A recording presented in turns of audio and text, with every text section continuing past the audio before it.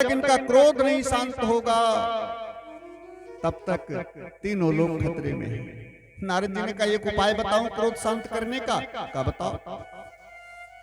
का जो श्रीमती जी होती हैं, पत्नी जी होती हैं, ये अपने अपने पतियों का गुस्सा ठंडा करने का तरीका जानती हैं, क्योंकि सबका तरीका अलग अलग होता है। हाँ? तो अपने अपने पतियों के गुस्सा को ठंडा करने का तरीका जानती हैं, इसलिए इनकी पत्नी के पास चलो। तो भगवान नारायण की पत्नी लक्ष्मी जी, अरे नारायण ही तो नरसिंह बने हैं, इनकी पत्नी लक्ष्मी जी, चलो उनसे प्रार्थना किया जाए, आए और मनाए। सब देवता आए, माँ कृपा करो, लक्ष्मी मैया कृपा करो। क्या कृपा करनी है? आज भगवान को न जाने क्यों क्रोध आ गया, बड़े क्रोध में भरे हैं, तीनों लोग नष्ट हो जाएगा, बचाओ, क्रोध शांत करो। लक्ष्मी जी ने कहा गलत बात, हमारे भगवान को कभी क्रोध आता ही नहीं।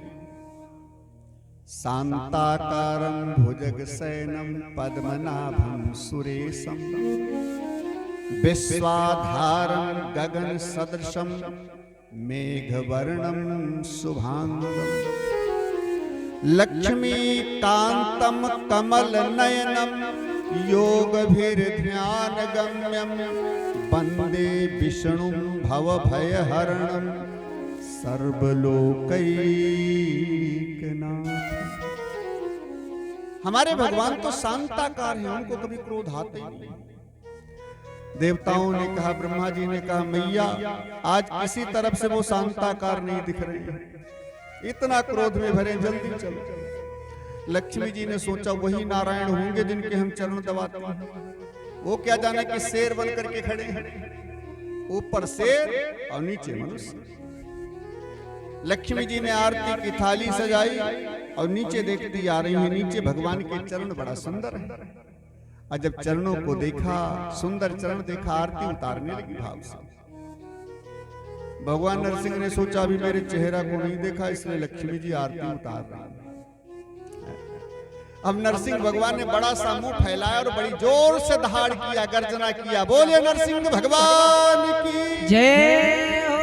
और जब नरसिंह भगवान दहाड़े जोर से, लक्ष्मी जी ने ऊपर देखा कि शेर का मुंह, इतना घबराई, थाली दूर फेंक दिया, आरती की, वहां से भागी, 3 पटक लग गई रास्ते में लक्ष्मी जी। दूसरा सांस बैकुंठ में लिया। देवताओं ने कहा अब होगी महाप्रलय। जब लक्ष्मी जी भी इनके क्रोध को शांत करने में समर्थ नहीं हो पाई, तो अब होगी महाप्रलय। नारद जी ने कहा जिस भगत के लिए भगवान आए हैं, जब तक वो भगत इनकी शरण में नहीं जाएगा, तब तक इनका क्रोध शांत होने वाला नहीं है। भगत के बस में है भगवान। और प्रहलाद जी तो अभी बंधे पड़े हैं, खंभा टूट गया तो क्या हुआ, रस्सी में बांधा था तो बंधे तो पड़े हैं। इसलिए नारद जी आए, प्रहलाद को बंधन से खोला, जाओ बेटा प्रहलाद, प्रभु का क्रोध शांत करो। प्रहलाद जी आए, भगवान नरसिंह के चरणों में गिर गए। जब नीचे देखा प्रहलाद को पड़ा हुआ, तो एकदम शांत हो गए भगवान, एकदम शांत सरल हो गए। प्रहलाद को उठाकर गोद में ले लिया, बार बार पुचकारते हैं, सिर पर हाथ फेरते हैं, दाढ़ी में हाथ लगाकर दुलार कर रहे हैं, बेटा प्रहलाद मेरे को आने में देर हो गई, बड़ा कष्ट भोगना पड़ा, तेरे पिता ने तेरे को बड़ा कष्ट दिया, बेटा मेरे को आने में देर हो गई, क्षमा करना मेरे को। सारे देवता प्रहलाद को धन्यवाद दे रहे हैं कि सारी दुनिया भगवान से क्षमा मांगती है। मेरे दोषों को क्षमा करना प्रभु, मेरे पापों की ओर मत देखना, मेरे कर्मों की ओर मत देखना प्रभु।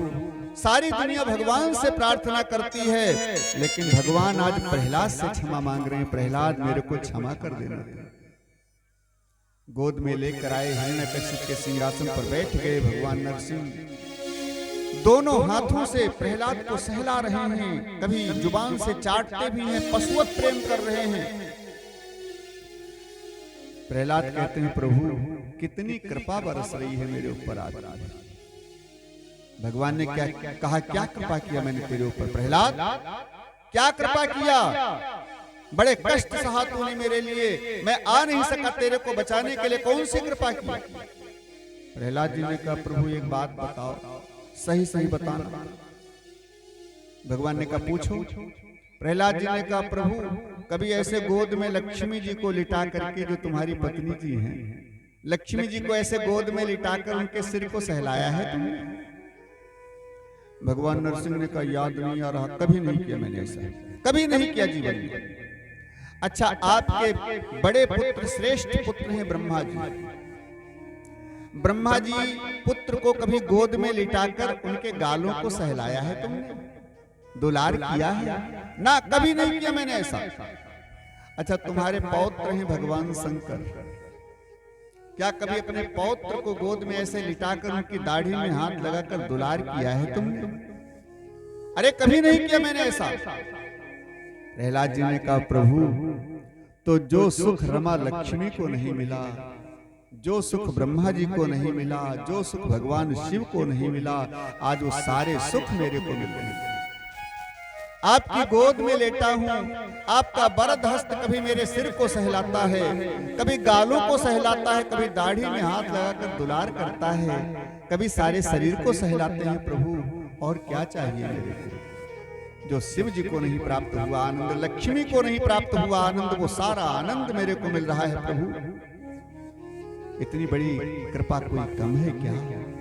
कहा मैं दैत्य वंश में उपजा, हिरण्यकश्यप दुष्ट का पुत्र, और कहा इतनी बड़ी आपकी कृपा मिल रही है मेरे ऊपर नाथ। भगवान ने कहा प्रहलाद हम तेरी तोतली भाषा से परम प्रसन्न है, तो मांग ले मेरे से, मैं देना चाहता हूं। प्रहलाद ने कहा प्रभु ये मांगना जांचना तो व्यापारियों में होता है, हम तो भगत हैं, कोई व्यापारी थोड़े हैं। एक माला भगवान के नाम का भजन किया और फिर हाथ जोड़कर कहते हैं सुख संपत्ति घर आवे और कष्ट मिटे तन का। न जाने क्या क्या उनसे मांगते हैं।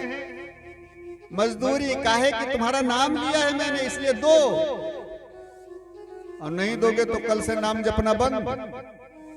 बहुत लोग मेरे से कह देते हैं महाराज 5 साल से भक्ति कर रहा हूं और इतना बड़ा मेरे को कष्ट मिल रहा है, मैं तो नास्तिक बन गया। हाँ, और मेरे घर में मूर्ति रखी थी, फोटो रखी थी, उठाकर सब मंदिर में रखाया, कुछ नहीं करता। बहुत लोग ऐसे मिलते हैं, कह देते हैं। हमने कहा देख बेटा तेरी भक्ति सच्ची थी ही नहीं। हाँ, सच्ची होती तो बिना मांगे मिल जाती। सच्ची भक्ति अगर होती तो ये भाव तेरे अंदर आता ही नहीं, क्योंकि भगवान किसी को न कुछ देते हैं न लेते हैं, सब अपने कर्म का फल भोगते हैं जैसा तूने किया है। अरे महाराज जिंदगी में हमने कुछ गलत नहीं किया, मैं जानता हूं पूरी जिंदगी का हालचाल, मैंने कुछ भी गलत नहीं किया। हमने कहा इस जिंदगी का लेखा जोखा थोड़े मिलता है। विचार कर, खिचड़ी तुमने उड़द की दाल की बनाई और तुम्हारे मन में भाव आ जाए कि मेरे को अरहर के दाल की खिचड़ी खानी है, तो जब बनी उड़द के दाल की है तो अरहर की कहां से मिलेगी? बनाना पड़ेगा दोबारा ना। ऐसे जो हम कर्म कर रहे हैं, जब मरेंगे, मरने के बाद माँ के गर्भ में जाएंगे, तो जो मैंने कर्म किए हैं जीवन में, इन कर्मों के हिसाब से शरीर का निर्माण होगा माँ के गर्भ में। और जिस शरीर का, जिन कर्मों के द्वारा जिस शरीर का निर्माण होगा, वही कर्म तो दूसरे जन्म में भोगना पड़ेगा। तो ये अगले जन्म के कर्म के अनुसार तुम्हारा ये शरीर बना है, तो जब उस कर्म के अनुसार बना है ये शरीर, तो भोगोगे तो वही कर्म जो पहले जन्म में किया है वही भोगोगे। इस जन्म में जो कर रहे हो, ये खिचड़ी जब बनेगी तब आगे जन्म में भोगोगे। अभी तो उड़द की दाल की बनी पड़ी है, खाओ। अब इस जन्म के कर्म की खिचड़ी तो बन रही है। अब मरने के बाद जब दोबारा जन्म मिलेगा, तब इस जन्म के कर्म का फल मिलेगा। इसलिए जीवन भर भक्ति करते रहो। पहले जन्म के कर्म को भोग रहा हूँ, कष्ट मिल रहे हैं, अब की बार कोई गलत काम नहीं करूंगा, अच्छा काम करूंगा, ताकि जन्म लेने के बाद जन्म से ही आनंद सारी जिंदगी भोगूं, करोड़ों जन्म तक भोगूं। इसलिए भक्ति में लगे हो तो करते रहो। जो करते रहोगे, क्या महाराज, भजन धीरे धीरे, भजन धीरे धीरे तो मिल जाएगा ये भजन धीरे धीरे रहोगे, भजन धीरे धीरे, भजन धीरे धीरे तो मिल जाएगा सजन धीरे धीरे, तो मिल जाएगा ये रतन धीरे धीरे, तो मिल जाएगा ये रतन धीरे धीरे।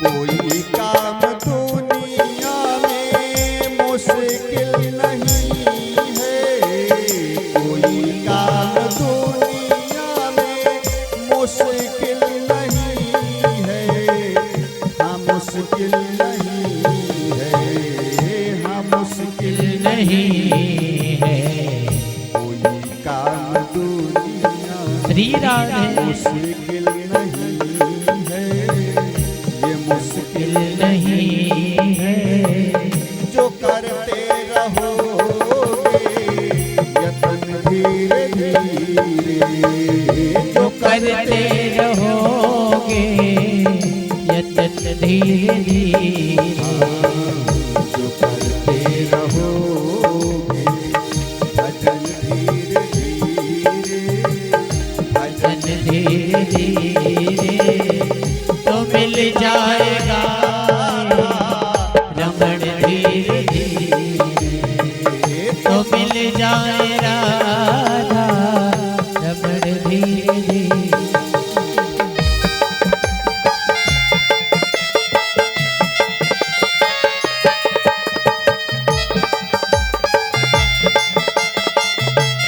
जय हो।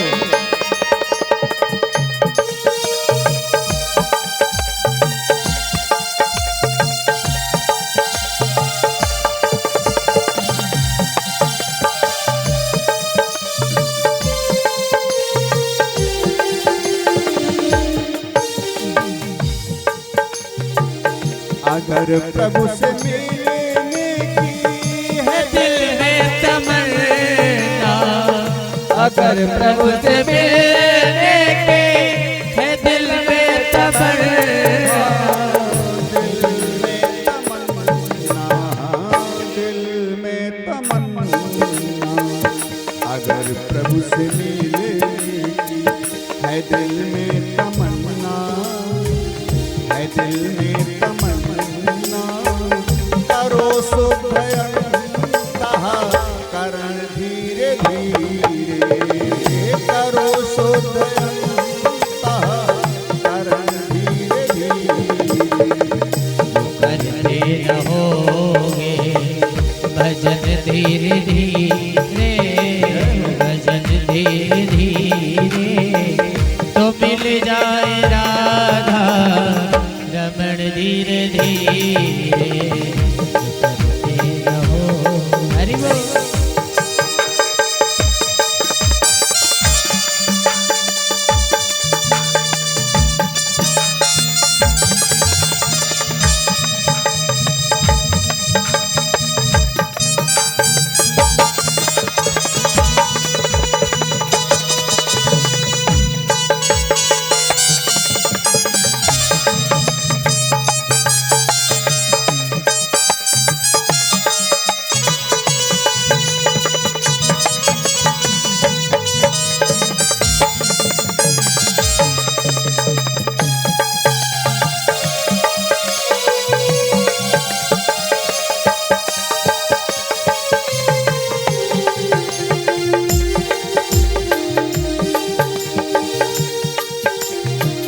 करो प्रेम से भक्ति पूजा हरि की, करो प्रेम से भक्ति पूजा हरि की, पूजा हरि की, हाँ पूजा हरि की, करो प्रेम से भक्ति पूजा हरि की, ये पूजा हरि की, तो मिल जाएगा ये रतन धीरे धीरे, तो मिल जाएगा गाए भजन धीरे धीरे करते रहोगे, भजन धीरे धीरे, भजन धीरे धीरे तो मिल जाएगा, भजन धीरे धीरे तो मिल जाएगा, भजन धीरे धीरे तो मिल जाएगा, भजन धीरे धीरे जो करते रहोगे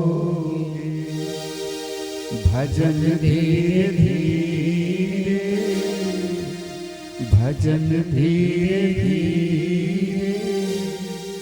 तो मिल जाएगा ये सजन धीरे धीरे। ज्यादा न कर पाओ कोई बात नहीं, थोड़े थोड़ा करो, हैं? रोज करो, नियम से करो। बड़ा प्यारा नाम है भगवान का। और जब भजन की प्रक्रिया बढ़ती है तो बड़ा आनंद आता है। हाँ, बड़ा आनंद आता है। फिर तुमसे एक पल रहा नहीं जाएगा बिना नाम लिए। प्रैक्टिस में उतारो, प्रैक्टिस में उतारो। जब प्रैक्टिस में उतर जाएगा तो खुद ही मस्ती आएगी अपने आप। भगवान के नाम की मस्ती ही कुछ और है। संसार के नाम की मस्ती चढ़ती है, कुछ दिन के बाद फीकी पड़ जाती है, उतर जाती है। लेकिन भगवान के नाम की मस्ती एक बार चढ़ती है, दोबारा नहीं उतरती है। चढ़ा कर देखो। कहते हैं प्रहलाद जी के ऊपर बड़ी कृपा किया भगवान ने। नरसिंह भगवान ने प्रहलाद को हिरण्याकश्यप की गद्दी पर बिठाया, अपने हाथों से तिलक किया और कहा, एक कल्प तक तू राज्य करेगा अपने पिता का, और उसके बाद मर करके संसार छोड़ करके मेरे धाम को आएगा और मेरा पार्षद बन करके तू हमेशा हमेशा के लिए निवास करेगा मेरे पास। ऐसा प्रहलाद को वरदान देकर के भगवान अंतर ध्यान हो गए। बोलिए भक्त प्रहलाद की, नरसिंह भगवान की, जोर से बोले भक्त और भगवान की जय हो। सप्तम स्कंद का विराम होता है। अष्टम स्कंद में 4 मंत्रों की कथा सुनाई है। जल्दी जल्दी सूत्र रूप में बता दूं क्योंकि समय इशारा कर रहा है, जल्दी जल्दी चलो। इसलिए पहले मनवंतर में भगवान ने हरि के रूप में अवतार लिया और ग्राह ने गज के पैर पकड़े तो गज की रक्षा किया, ग्राह को मारा, दोनों का उद्धार किया। ग्राह के शरीर से हुहू नाम का गंधर्व प्रकट होकर के चला गया, उद्धार हो गया। और हाथी के भी शरीर से इंद्रद्युम्न नाम का राजा प्रकट होकर के, क्योंकि दोनों श्राप से, देवल ऋषि और दुर्वासा के श्राप से बंधित होकर के जानवर बने पड़े थे, जिनको भगवान ने अपने श्री चरण का स्पर्श देकर के उद्धार किया। दूसरे मनवंतर में समुद्र मंथन की कथा सुनाई, जिसमें 2 स्वरूप, 2 अवतार हुए भगवान के। पहला अवतार कच्छप के रूप में हुआ, दूसरा अवतार मोहिनी के रूप में अमृत देवताओं को पिला दिया। जो 14वां रत्न निकला समुद्र मंथन से, मोहिनी रूप धारण करके भगवान ने कच्छप अवतार धारण करके मंदराचल पहाड़ को पीठ पर धारण करके समुद्र मंथन करवाया, और मोहिनी रूप धारण करके दैत्यों की ओर मुस्कुराते रहे तिरछी चितवन से, और देवताओं को अमृत पिलाते रहे चकाचक। दैत्य लोग मुस्कान से ही मोहित होते रहे। जो संसार की विषय वासनाओं में लिप्त हैं, संसार की विषय वासनाओं की सुंदरताओं में खोए हुए हैं, वो अमृत रस से वंचित हो जाते हैं। वही तो दैत्य बन सकते हैं। दैत्यों की तरफ देखकर मुस्कुराते हैं तिरछी चितवन से, दैत्य लट्टू हो जाते हैं। हाँ, श्रीमती जी वही काम करेंगे जिसमें हमारा हित हो, और देवता लोग चकाचक अमृत पी रहे हैं। अंत में जब देवताओं की लाइन पूरी हो गई तो भगवान मोहिनी अमृत कलश लेकर अंतर ध्यान हो गए, चले गए। बोलिए मोहिनी भगवान की जय, कच्छप भगवान की जय। और तीसरे मनवंतर में राजा बलि के कल्याण के लिए, देवताओं के स्वर्ग को वापस दिलाने के लिए माता अदिति के गर्भ से 52 के रूप में अवतार लेकर के कश्यप ऋषि के यहाँ भगवान बलि के वहां जाकर के 3 पैर पृथ्वी मांग करके 2 चरणों में सब कुछ नाप लिया। बलि का तीसरा चरण बलि के शरीर पर रख करके शरीर को नापते हैं और बलि को सुतल लोक का राज्य दिया। बावन भगवान बोलिए बावन भगवान की जय हो। और चौथे मनवंतर में सत्यव्रत राजा के ऊपर कृपा करने के लिए मत्स्य रूप धारण किया भगवान ने, और उसी मत्स्य रूप में पाताल जाकर के हैग्रीव राक्षस को मारा, जो वेदों को चुरा कर लेकर गया था। हैग्रीव राक्षस को मारकर वेदों का उद्धार करके लाए। महाप्रलय हुई और उस महाप्रलय के दृश्य को सत्यव्रत राजा को दिखा करके नौका पर बिठाकर मत्स्य भगवान ने अपनी सींग में उस नौका की नाव की रस्सी को बांध करके फिर सुरक्षित स्थान पर ले जाकर के सत्यव्रत राजा को छोड़ा। यहाँ सारी पृथ्वी जल में डूब गई, विलीन हो गई। महाप्रलय के समय में कुछ भी नहीं बचता है संसार में। सूर्य, चंद्रमा, नक्षत्र, तारे, पृथ्वी, जो कुछ भी दिख रहा है कुछ भी नहीं बचता है, केवल आकाश तक तो रहता है, बस सब जल ही जल हो जाता है। लेकिन सुरक्षित स्थान जो भगवान की क्रीड़ा भूमि है वो कभी महाप्रलय में डूबती नहीं है, वही ले जाकर सत्यव्रत राजा को सुरक्षित किया। मत्स्य भगवान ने कृपा किया। बोलिए मत्स्य भगवान की जय हो। अष्टम स्कंद का विराम हुआ, नवम स्कंद प्रारंभ हुआ। नवम स्कंद में सुखदेव जी ने सूर्य वंश का बड़ा विस्तार से वर्णन किया है। बड़े विस्तार से सूर्य वंश का वर्णन किया है श्री सुखदेव जी ने। सुखदेव जी कहते हैं जो ये वंश सूर्य वंश का विस्तार मैंने करके तुमको सुनाया है, ये सूक्ष्म तरीके से सुनाया है। अगर ज्यादा विस्तार इसका किया जाए तो 7 दिन क्या 7 महीने में भी पूरा नहीं होगा। सूर्य वंश बहुत विशाल है, लेकिन पूरा 9 स्कंद सूर्य वंश से भरा है। फिर भी कहते हैं सुखदेव जी मैंने संक्षिप्त तुमको सुनाया है। फिर 5-10 मिनट में क्या सुनाया जाएगा है? और जल्दी से कन्हैया की तरफ जाना है, इसलिए इतना समझ लें। इसी सूर्य वंश में अज के पुत्र दशरथ और दशरथ के पुत्र राम जी बनकर के आए। राम जी ने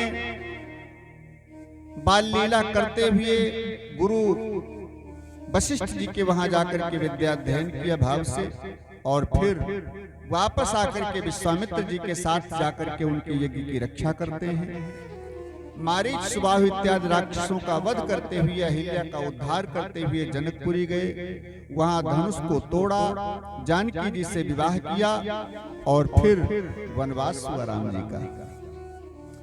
वनवास काल में अनेक भक्तों के ऊपर कृपा किया भगवान ने। भरत जी मनाने गए, लेकिन अपनी चरण पादुका देकर के चित्रकूट से भरत जी को वापस किया। फिर राम जी पंचवटी में आए, जानकी जी का हरण हुआ। जानकी जी को खोजते हुए राम जी चले, पूछत चले लता तरु पाती। एक बात यहाँ समझें, 2 मिनट केवल। भगवान राम जानकी जी को ढूंढते जा रहे हैं। हे खग मृग हे मधुकर श्रेणी, तुम देखी सीता मृग नयनी। हा गुण खान जानकी सीता, रूप शील व्रत नेम पुनीता।